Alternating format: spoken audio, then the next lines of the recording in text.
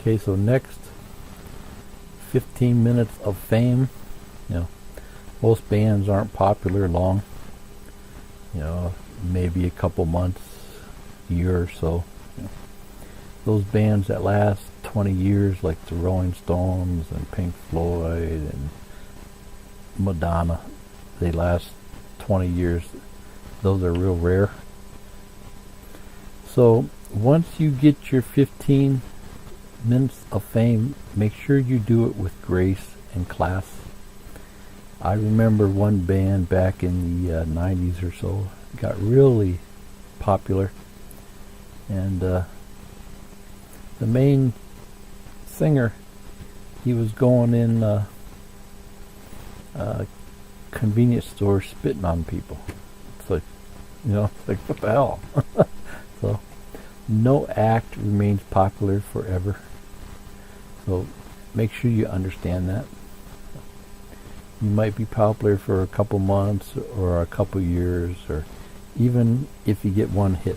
You know, you can make a lot of money off just that one hit. When you do get your 15 minutes of fame, bank the money. Don't spend it. Bank it. You know, so you can live off that for a long time until your next hit. I remember seeing a famous actress, young woman, probably 20. I mean, she was all over television.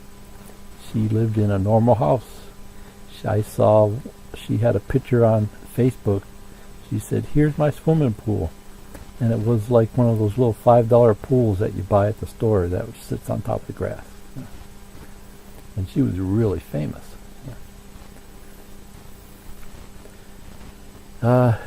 One good example there is Will Smith had an interview where he said in his early years, even after he had a few TV shows, he went bankrupt.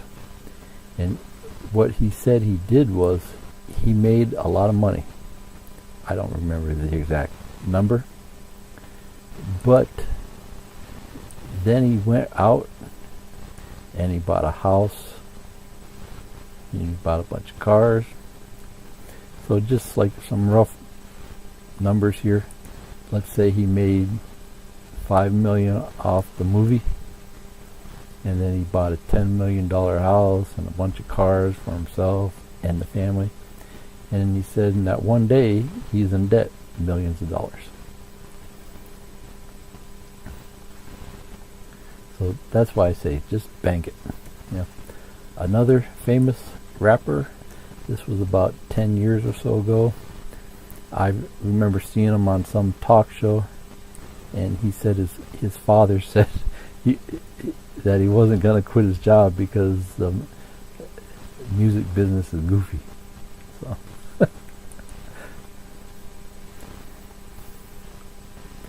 And, you know, while I was researching this, I bumped into this. Yeah. Will Smith said he was riding down the road. He's about an hour away from home, and he didn't have his wallet. He had to borrow money from a guy at a gas station for gas. That's funny. Okay, so that's pretty much it.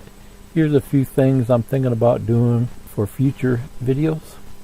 You know, how to choose songs, the type of songs, the difficulty of songs, how to make up your playlist.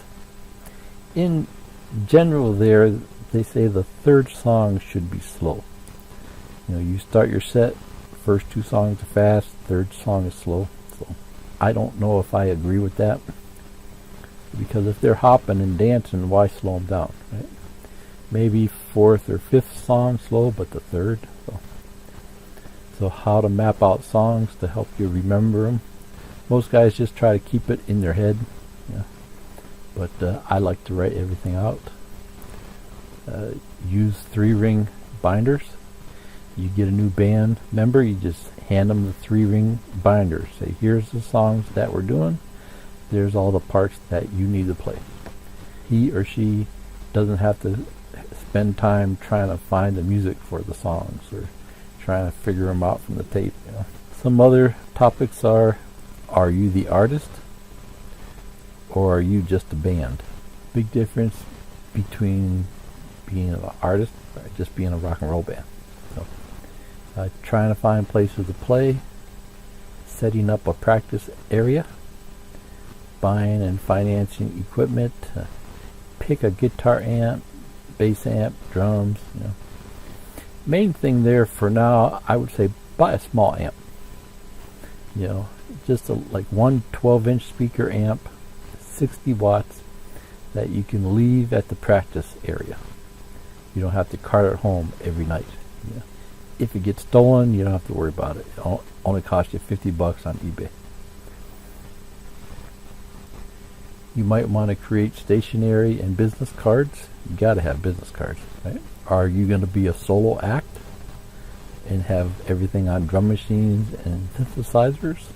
Are you going to be the singer? Are you going to look for a singer? Do you need backup singers? You going to have horns or tambourine players? What to do about a dance floor? Best part about a live act is you can go on the floor and dance. A light show, smoke, some type of backdrop with your name, CDs, t-shirts, how to get that stuff made up, advertising your band. That would be a very important thing there. If you're playing the local club, you got to tell the town you're playing there, or no one's going to show up. Playing a new city, you're in one town, big city right next to you. How do you find the bars in the other cities? Main thing there is you go to the music magazines in that town. Every town has their own music magazines. Finding new band members, I'll come up with some type of checklist, because you're basically hiring people. How to get rid of a band member. If you fire some guy, tell him to get out. Change the locks on the doors. He doesn't come back and steal the equipment. Dealing with groupies, in general, stay away from them. There was just a fella on Dr. Oz. He was a famous singer years ago, and he's got all kind of diseases now. So, dealing with your parents, if you're young, dealing with your girlfriend. Some girlfriends always complain, you spend too much time practicing. Even Ingwe, I remember hearing his girlfriend got mad, tried to break his fingers. So, buying used equipment, I think that's the best way to go.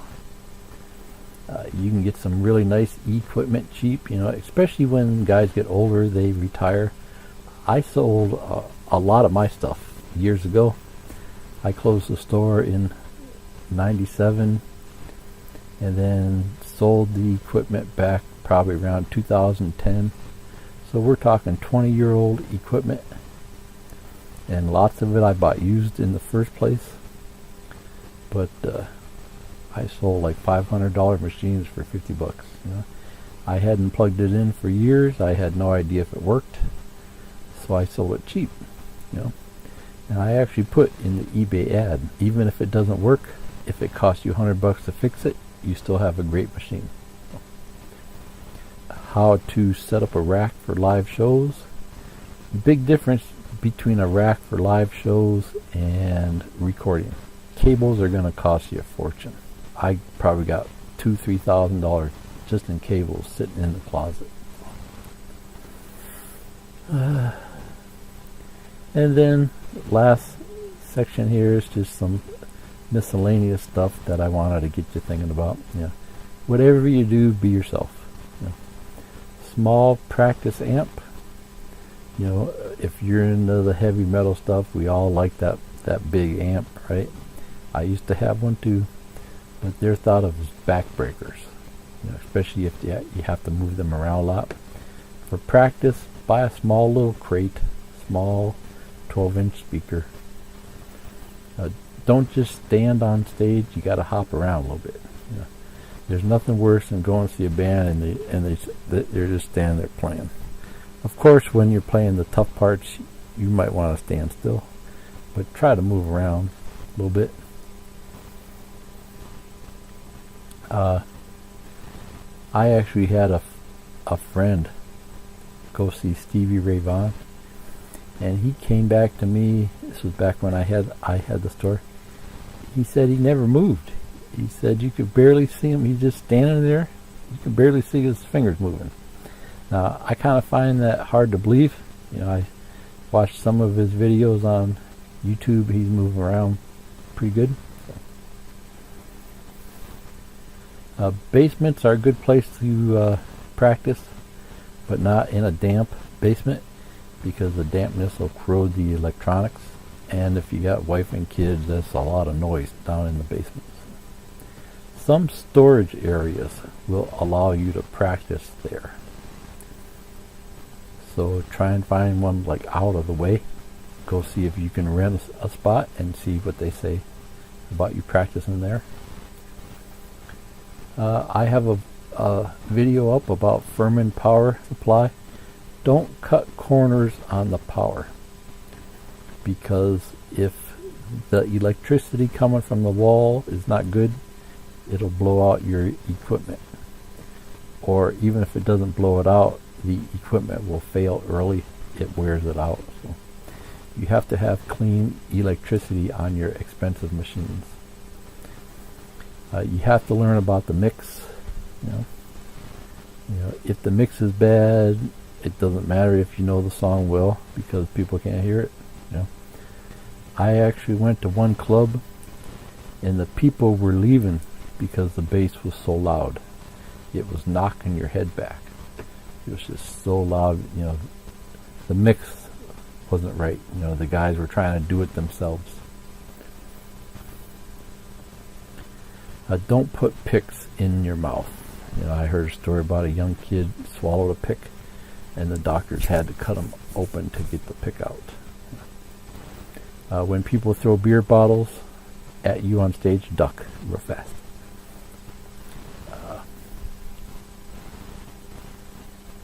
It's hard to practice with an odd-shaped guitar, especially those ones that shape like a V.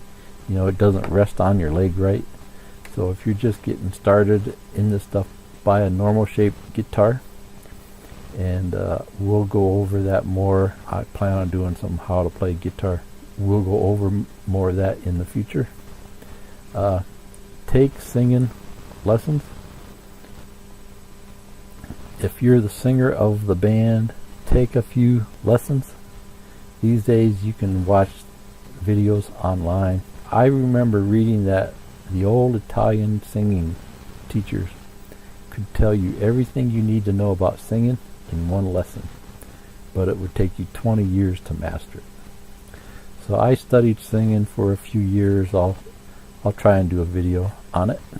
But even if you're not the main singer of the band, if you're just the guitar player or the bass player or the drummer, you might have to do some backup vocals, and stuff like that. If you got a general idea on how to really sing, that will help you. Especially if you're joining a band. If they have a choice between two drummers, one says he can do backup vocals and another one says he can't, which one will they go with? So, it's kind of hard to find a good singing teacher if you're in a small town. So don't cut corners there. You spend all that time learning your instrument, learning the songs. Okay, so next time we'll go into more of this 3-ring binder and choosing the songs and mapping out your songs.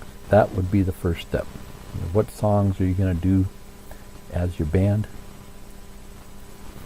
And then you have your 3-ring binder ready to go for other people that join the band. Okay? So we'll do that one next. Okay. See ya. Bye.